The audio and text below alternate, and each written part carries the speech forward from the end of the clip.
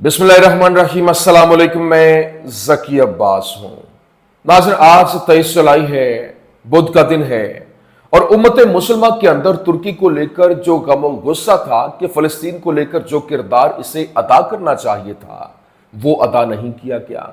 और फिर जिस तरह से कहा जाता था कि ईरान और इसराइल जो है वो भाई भाई हैं, इनके दरमियान जो ताल्लुकात हैं, इनके दरमियान जंग हो ही नहीं सकती। और फिर हमने देखा कि जो जंग हुई वो पूरी दुनिया ने विटनेस की।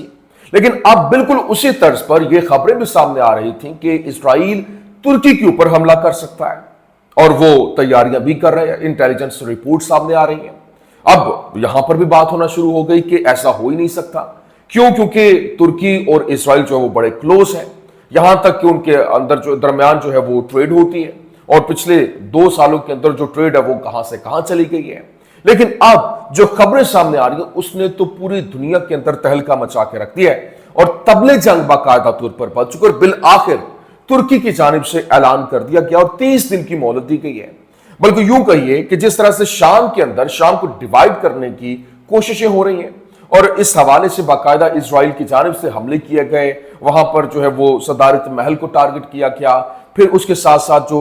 जनरल स्टाफ का हेडक्वार्टर है उसको निशाना बनाया गया। इसके अलावा जो उनका अहम तरीन स्पॉट्स हैं वहां पर हमले हुए सुएदा के अंदर, फिर अपनी फौजें वहां पर चढ़ाने के हवाले से, परचम इसराइल का इस शाम के अंदर लहराने के हवाले से, ये तमाम खबरें जो है वो सामने आती रही। लेकिन अब बाकायदा तौर पर तुर्की की जानिब से ऐलान जंग कर दिया गया और तुर्की और ईरान की जानिब से मिलकर इजराइल के खिलाफ जो है वो लड़ने का फैसला हुआ है। और ये मैं समझता हूं कि इतना जबरदस्त किस्म का फैसला है जो कि बहुत पहले हो जाना चाहिए था और अब बिलाखिर अगर हो चुका है तो देर आयद दुरुस्त आयद वाला हिसाब है। क्योंकि यहां पर उम्मत मुसलमा अभी अगर यकजा नहीं होती, इकट्ठी नहीं होती तो फिर बहुत देर हो जाएगी। वो कहते हैं ना कि बहुत देर की मेहरबान आते आते, तो यहां पर इन्होंने इकट्ठा होने में बहुत देर कर दी है। हालांकि ईरान और इसराइल जो के दरमियान जो जंग हुई वो आपने देखा, लेकिन ईरान और टर्किया जो है ये इनके दरमियान भी एक बहुत बड़ी खलीज थी। सीरिया के अंदर जिस तरह से हुआ और ईरान को वहां से मुकम्मल तौर पर वाइप आउट किया गया,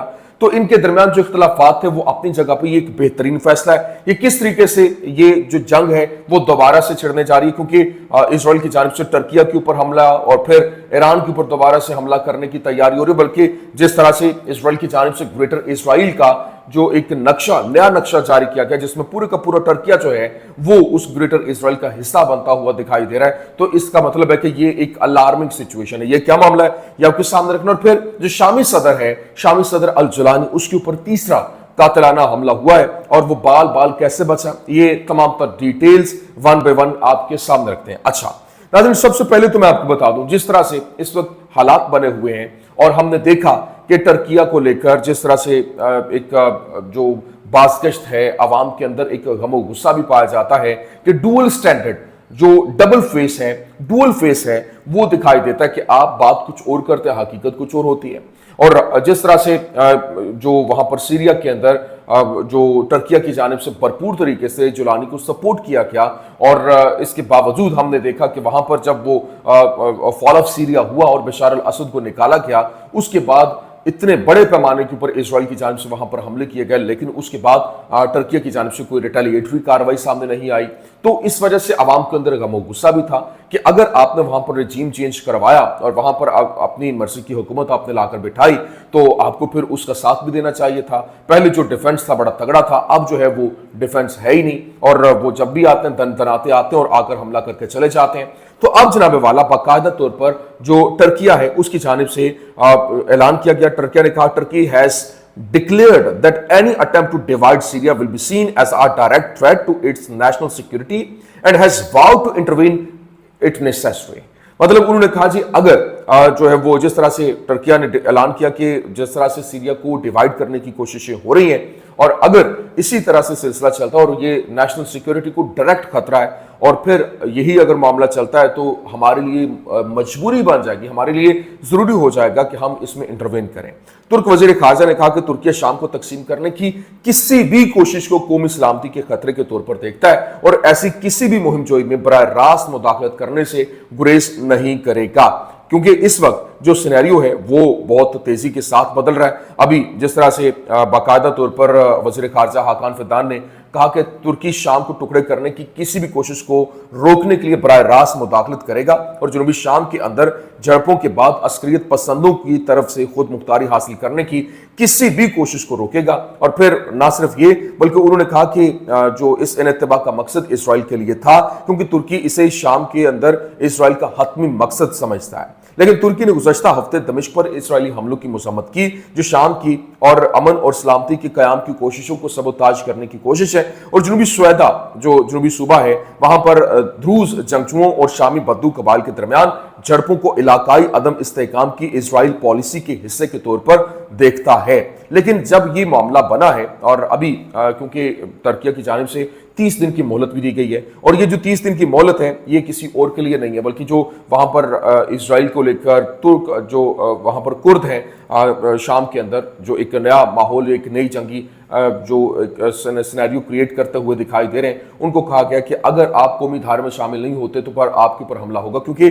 जो तुर्की है वो जुलानी को और वो भरपूर वो तमाम तर गवर्नमेंट को सपोर्ट कर रहा है। दूसरी तरफ जो इसराइल है वो जो स्वेदा को, ध्रूज को और बिलखुसूस जो है वो कुर्दों को सपोर्ट कर रहा है और वहां पर हमले करवाए जा रहे हैं और एक खाना जंगी का माहौल जो है वो पैदा किया जा रहा है। लेकिन यहां पर जो इस वक्त कह लें कि इजरायली ओपोजिशन लीडर है लैपिड शायर, उसकी जानिब से एक स्टेटमेंट जारी की गई। उसने कहा कि अगर इसराइल के पास काम करने वाली वजारत खारजा या एक आम हुकूमत होती तो वो जर्मनी और बरतानिया के जरिए तुर्की को यूरोफाइटर टाइफोन 4.5 तैयारों की खरीदो फरोख्त के उभरते हुए मुआहदे को बहुत पहले रोक चुकी होती। लेकिन तुर्की के पास पहले ही मशरिक वस्ता में सबसे बड़ा और सबसे ज्यादा ताकतवर बहरी बेड़ा मौजूद है और इनकी नेवी बहुत तगड़ी है। अब इसने इसराइल के साथ फिजाई बराबरी हासिल करने पर अपनी निगाहें मरकूज कर रखी हैं और ये खतरनाक है, और हमारी गैर फाल हुकूमत ने इसके बारे में कुछ किए बगैर इस मुआहदे को आगे बढ़ने दिया है। अभी क्योंकि उन्होंने अमेरिका से जो फाइटर जेट्स F-35 तुर्की को मिले थे वो रोक दिए और अब वो नहीं मिल रहे। तुर्की ऑफिशियली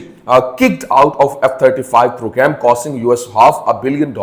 मतलब बताया गया कि तुर्की को F-35 की जो डील उनके साथ होनी थी वो अब नहीं होगी, जिसके बाद बाकायदा तौर पर तुर्की की जानिब से जो यूरोफाइटर कॉम्बैट जेट्स हैं वो ऑर्डर करने का फैसला हुआ है। और तुर्की इस हफ्ते के अवाइल में यूरोफाइटर टाइफोन लड़ाका तैयारों के अरबों डॉलर के ऑर्डर के इब्तदाई मुआहदे का ऐलान कर सकता है। और फिर मुआहदे से वाकिफ दो अफराद के मुताबिक, जिसमें यूरोप की दिफाई सनत और हवाई जहाज के प्रोग्राम को फरोग मिलेगा, जिस पर यूं कह लें कि F-35 की जो मुतबादल के तौर पर उनको देखा जा रहा है। लेकिन अभी जो सबसे इंपॉर्टेंट चीज ये है कि जिस तरह से ये एक लड़ाई का माहौल बना है और अभी इजरायली डिफेंस मिनिस्टर कार्ड्स की जानिब से कहा गया there is a possibility of renewing the war against Iran, कि इस वक्त बहुत मुमकिनात में से है कि जो ईरान के खिलाफ जो जंग है वो रिन्यू हो जाए। We need to maintain the achievements and air superiority. हम अपनी अचीवमेंट्स को मेंटेन रखेंगे और अपनी सुपीरियरिटी को जो है वो कायम रखने की भरपूर कोशिश करेंगे। लेकिन अभी जो जब ये मामला बना है तो ईरान और तुर्की जो है उनका एक आपस में जो इत्तेहाद, पहली बार तारीख में ये इत्तेहाद जो है वो दिखाई दे रहा है। और अगर ये बन जाता है तो ये बड़ा बेहतरीन किस्म का फैसला होगा। उसकी रीजन ये है क्योंकि इन्होंने मिलकर अब दुश्मन के खिलाफ लड़ने का फैसला किया है, क्योंकि ईरान ने अपनी दाग पूरी दुनिया के अंदर बिठाई है और पूरी दुनिया ने विटनेस किया कि कैसे ईरान ने 12 दिन के अंदर जो मिसाइल जो वो दावे करता था वो सारे के सारे दावे सच साबित हुए और फिर फुर जंग बंद करने के ऊपर मजबूर किया गया, क्योंकि वो बहुत बड़ा नुकसान था। अब तुर्की की जानिब से जो इंटेलिजेंस रिपोर्ट्स दी जा रही थी, जिस तरह से हाकान फिदान है बाकायदा तौर पर, जिस तरह से ये 15 साल तक टर्किश इंटेलिजेंस जो है उसकी चीफ रह चुकी है, वहां पर काम कर चुकी है और वो पेचो को जानते हैं। वो तमाम तर रिपोर्ट्स जो हैं वो ईरान को प्रोवाइड उन्होंने की। ईरान के ऊपर जो हमला होने जा रहा था, फोर्डो के ऊपर जो हमला होने जा रहा था, इनके तनसीबात के ऊपर या इसराइल की जानिब से जो उनके ऊपर जो हमला किया जाना था, उससे पहले ही उनको इतलात जो है वो प्रोवाइड कर दी गई थी, जिसके फिलफोर बाद उनकी जानिब से जो रिटेलिएटरी कार्रवाइयाँ हुई वो सब ने देखा। फिर जो कातिलाना हमले हुए वो भी सबके सामने। अब जिस तरीके से तुर्की की जानिब से ये फैसला हुआ और अब ईरान के वज़ीर ख़ारजा और जो तुर्की के वज़ीर ख़ारजा हैं और गवर्नमेंट्स की जानिब से अहम तरीन इनिशिएटिव लिया गया और जो अब इसराइल के खिलाफ ये एक नया इत्तेहाद बनता हुआ दिखाई दे रहा है और मिलकर लड़ने का इनकी जानिब से फैसला किया गया है, जो कि खुश आइंद भी कहा जा रहा है। दूसरी जानिब इस वक्त तुर्की की जानिब से for the first time hypersonic ballistic missile जो हैं टैफन ब्लॉक 4 जो है वो अनवेल किए गए हैं, और जो कि 2300 किलोग्राम वजनी है, और जो 6.5 मीटर से इसकी लेंथ है, और ना सिर्फ ये बल्कि 800 किलोमीटर तक ये अपने टारगेट को मारने की सलाहियत रखता है। और फिर अभी जो हालात हैं वो जिस तरह से बदले हैं, क्योंकि मुकम्मल तौर पर सिनेरियो बहुत तेज़ी के साथ बदल रहा है, और सीरिया के अंदर जिस तरह से उसको अनस्टेबल करने की कोशिशें हो रही हैं, वो उसमें से एक सबसे बड़ी मेजर खबर जो है इजरायली मीडिया यादोत आरानोत ने रिपोर्ट की और बताया कि जो अहमद अल शुरा है यानी जलानी, उसको 3 बार कातिलाना हमले का निशाना बनाया गया, और हर बार तुर्क इंटेलिजेंस की बरवक्त मुदाखलत से कोशिश नाकाम हो गई। और पहली कोशिश दमिश्क में सदारती महल कसरे शुआब के बाहर निकलते वक्त हुई, और तुर्क सिक्योरिटी फोर्सेस ने मशकूक सरगर्मी को देखते हुए हमला आवर को बेअसर कर दिया और मुमकिना कातिलाना हमले को रोक दिया। फिर दूसरी कोशिश उर्दन की सरहद के करीब शाम की सुबह दरा के अंदर हुई, और अहमद अल शुरा इलाके के दौरे के दौरान शामी और तुर्क सिक्योरिटी फोर्सेस ने काफिले के रास्ते में 2 मशकूक अफराद की निशानदही की, और रास्ते की फौरी तब्दीली की बदौलत कातिलाना हमले का मनसूबा जो है वो नाकाम बनाया गया। तीसरी और सबसे खतरनाक जो कोशिश थी वो दमिश्क के अंदर तयशुदा रास्तों में से एक पर हुई, और इजरायली मीडिया ने दावा किया कि अहमद अल शुरा के अक्सर इस्तेमाल होने वाले रास्ते पर मुसल्लह घात लगाकर हमला किया गया, और इसे आखिरी लम्हात में तुर्क इंटेलिजेंस ने नाकाम बना दिया। तो ये जो सारी की सारी रिपोर्ट्स हैं वो सामने आ रही हैं, और किस तरह से वहाँ पर पहले